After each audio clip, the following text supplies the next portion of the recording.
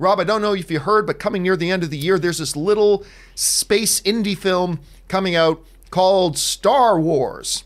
Really? Episode 9. Yep, it's coming. It's coming. I hear it's a kind of inspired by the 1970s hit film. Anyway, Episode 9 is coming. We've known this for a while. The name of it is, of course, The Rise of Skywalker. They dropped the first teaser trailer at Star Wars Celebration.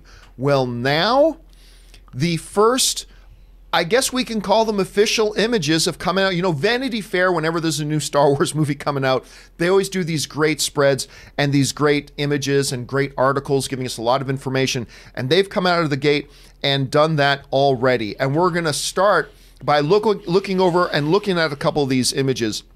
And first of all, we're going to start with this. The article does confirm the Knights of Ren play a significant role in this movie.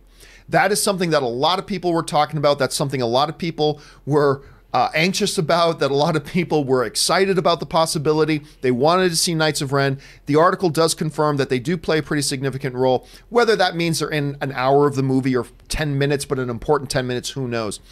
I like that they look like Mad Max Road Warriors more than anything else. It looks like the one guy in the back there is carrying Thanos' sword.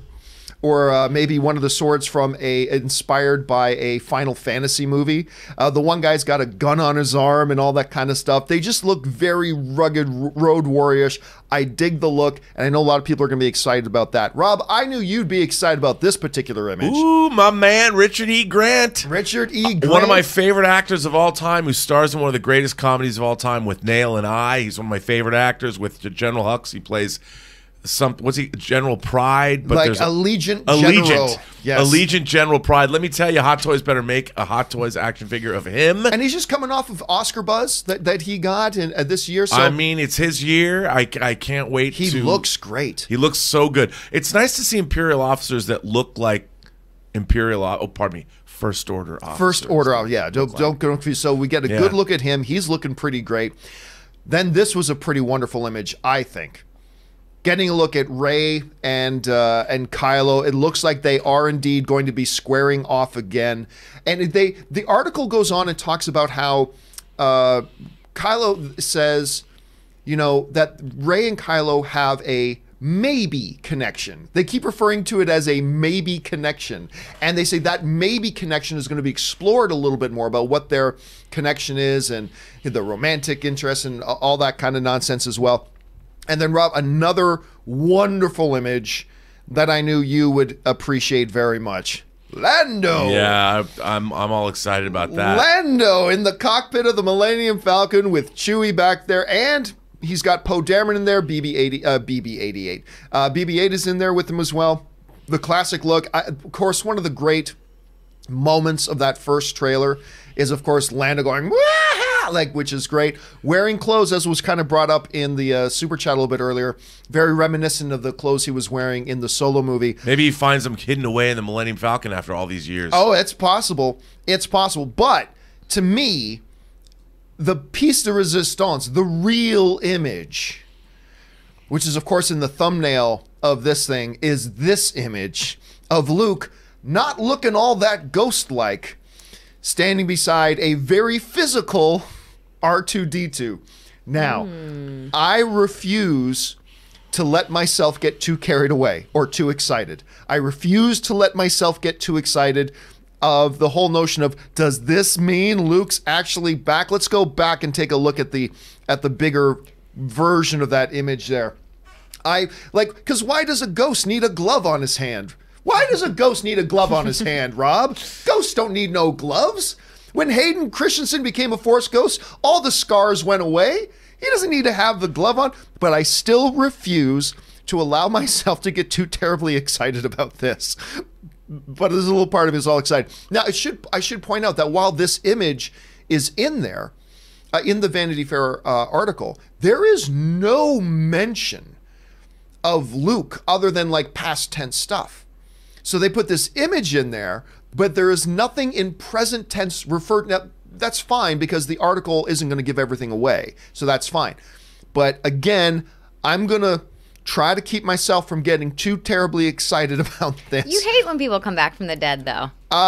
Well, no, I hate when it's overdone. I hate when it's overdone. See, my theory, I had a theory in the last movie that Luke didn't actually die. Remember, no one ever says he's dead. We see him disappear. Now, it is it is inferred that he's dead because that's how we see Obi-Wan die. That's how we saw Yoda die. They vanish. They just vanish. So that is the implication. It is a 95% chance that he's dead. I've always said that. But I've always held on to this 5% chance that he just exhibited some kind of brand new force power, that he just teleported himself away. That is probably not the case. I know it's wishful thinking, but shut up and allow me my brief moment of fantasizing. So the whole notion of him being back is very exciting, but it's one of the most, it is probably the key, most interesting image in there. But a lot of them look really good, Rob, to me. And I should point this out. One of the other things, besides the fact that the article confirms that the Knights of Ren do play a significant role in the film, we already saw an image whoever of them. they are. Yeah, whatever they are, we're going to get more information on them. But they also said that on a grander scale, this movie, this is what it says in the article, will highlight the resolution and end of the millennia-old Jedi-Sith conflict. Now, Sith is really something that's not been applied to anybody in these movies before. Snoke apparently was not Sith. He was dark side, definitely, but not Sith. We've never heard Kylo refer to himself as Sith in any sort of way. But the article says that this movie is going to highlight the end of the millennia-old conflict between Jedi and Sith. So I thought that was interesting as well. Rob, you've seen all these great pictures. By the way, the pictures we're not looking at right now, Carrie Wilson's character, they've got some desert people, some really interesting looking stuff. Go look up that Vanity Fair article for a few interesting things. I just brought over the images that were of most interest to me. But Rob, you've had a chance to see this. You've heard some of these details coming out now. What's your first reaction? Hey, man, it looks cool. I just want to make sure that my man R2-D2 finds some justice because he's been done dirty in these movies. I mean, the hero of 6 previous Star Wars movies gets first put a tarp on him in Force Awakens, and then he barely shows up. And you already mentioned he was already given 6 movies to be the hero of everything. Way, man, I want to see R2 come through. He's the one who leads everybody back to Luke. He's the one who does the big thing of leading them back to Luke. They got to move on. R2's got to get some justice. But anyway, this looks good. I mean, look, I see these pictures, and Star Wars is in I think all of our blood. You cannot be an OG original movie geek and not love Star Wars. Now, it's like James Bond. I go into every James Bond movie hoping this movie is going to be the greatest movie ever. Now, I want Star Wars to be awesome, and these pictures, they're intriguing, and I am excited. It's all about, again, characters and story, and it sounds great to me. Where's Palpatine?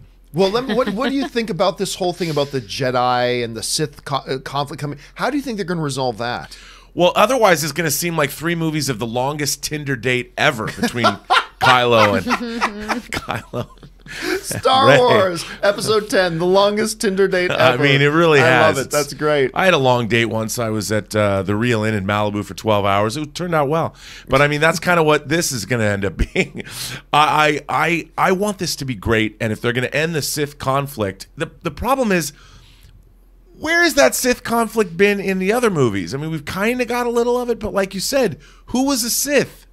Maybe we'll find out. Maybe Palpatine's been pulling the strings all this time. Well, I mean, again, and notable by its absence is any imagery of Palpatine. Now, look, they made such a splash statement at Star Wars Celebration with the ending of that teaser and, you know, hearing the Emperor's laugh. And just to put an explanation point on it, when the lights came up in the auditorium, there is Ian McDiarmid standing there, the Emperor himself, going, "Run it again." And they play it again, just in case you weren't clear that that was the Emperor laughing. Right. Here's Ian McDiarmid for you.